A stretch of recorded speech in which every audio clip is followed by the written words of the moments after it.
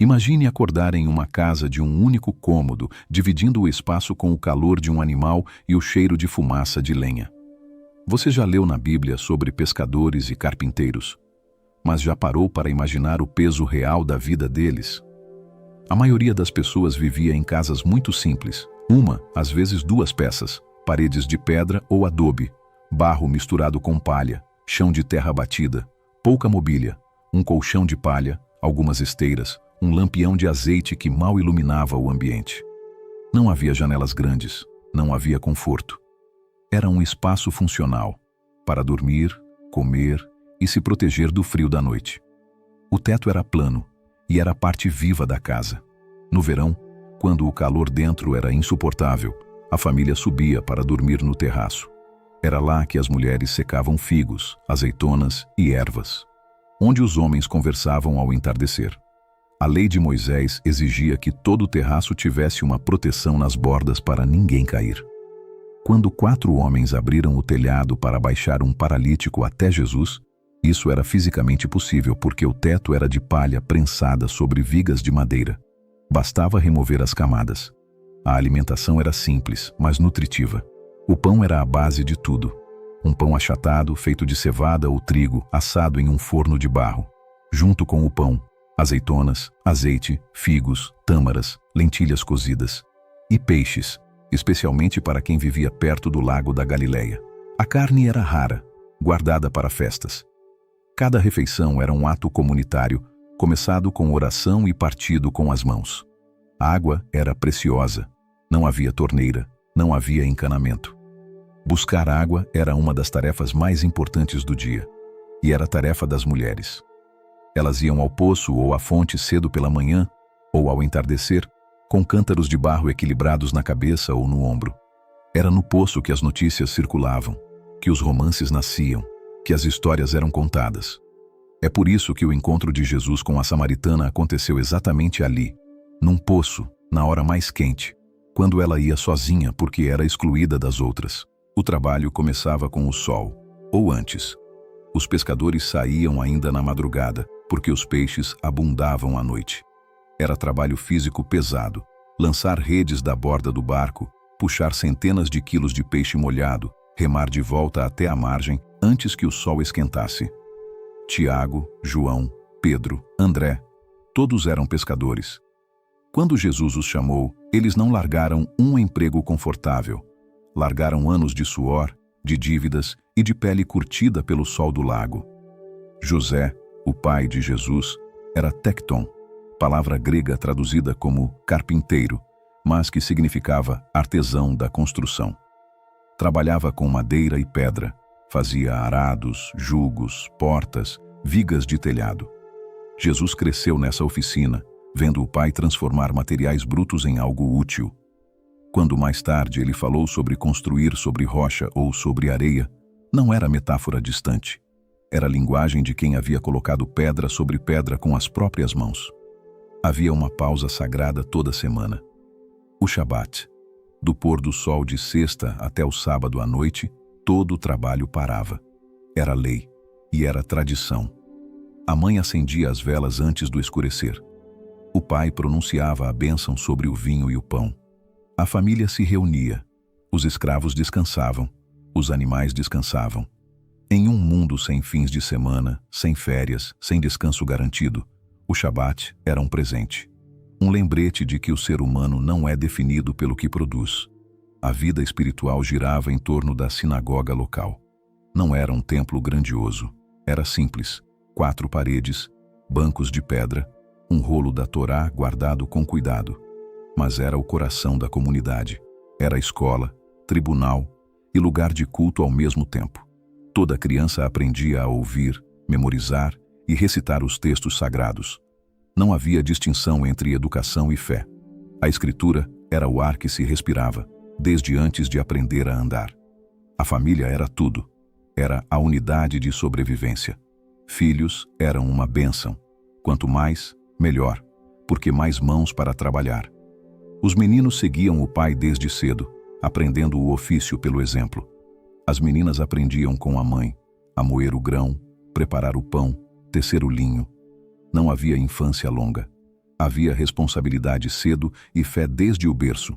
E quando alguém adoecia, todos sofriam e todos cuidavam. Sobre tudo isso pairava uma sombra constante: Roma.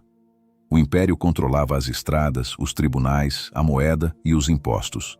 Um judeu comum podia pagar entre 40% e 50% de tudo que produzia, somando tributos romanos e contribuições religiosas ao templo.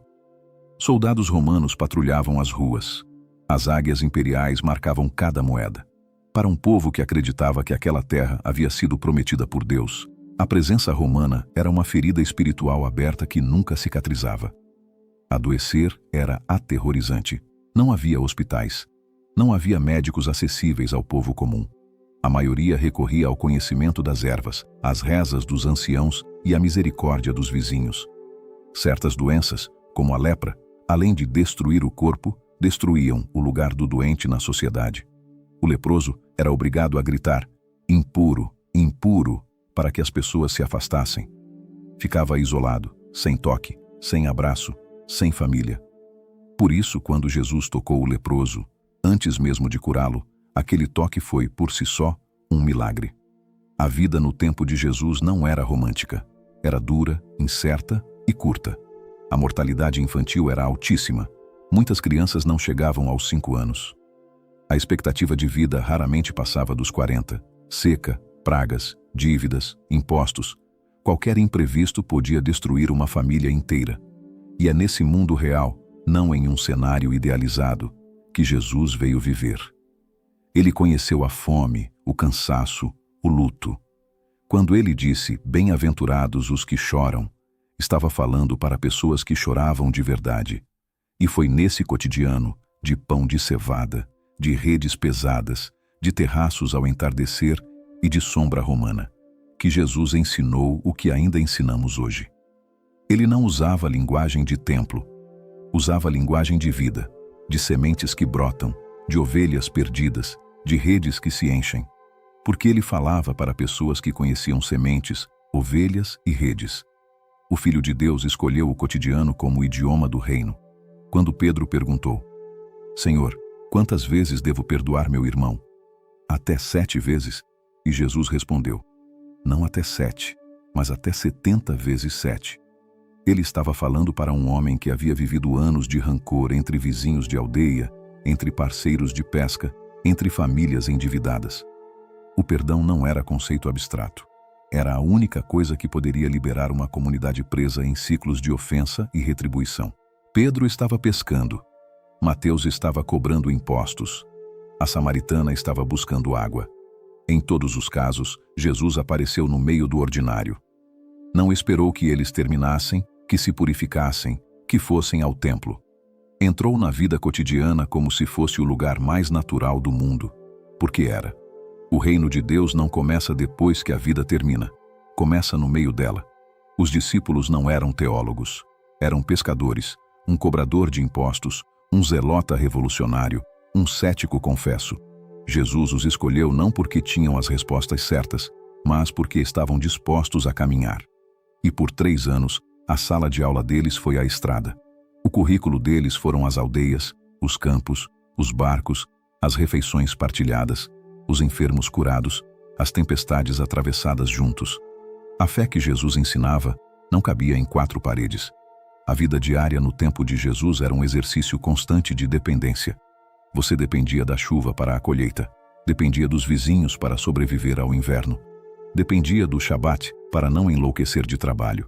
E foi justamente para essas pessoas dependentes que Jesus disse: "Bem-aventurados os pobres de espírito, porque deles é o reino dos céus." Não era elogio à pobreza, era reconhecimento de quem já sabia, por necessidade, que não pode tudo sozinho. Agora você conhece o mundo onde Jesus viveu. As casas de pedra e terra batida, o pão de cevada no forno de barro, o terraço onde a família dormia no verão, as redes pesadas puxadas na madrugada, o poço onde a samaritana levou seu cântaro, a sombra de Roma e a luz do Shabat. Quando você abrir a Bíblia agora, você não vai ler palavras antigas e distantes. Você vai ver rostos, sentir o calor, escutar o barulho daquelas ruas e perceber que o Deus que entrou naquele cotidiano ainda quer entrar no seu. Se esse mergulho no cotidiano do tempo de Jesus abriu algo dentro de você, compartilha com alguém que vai querer ver isso.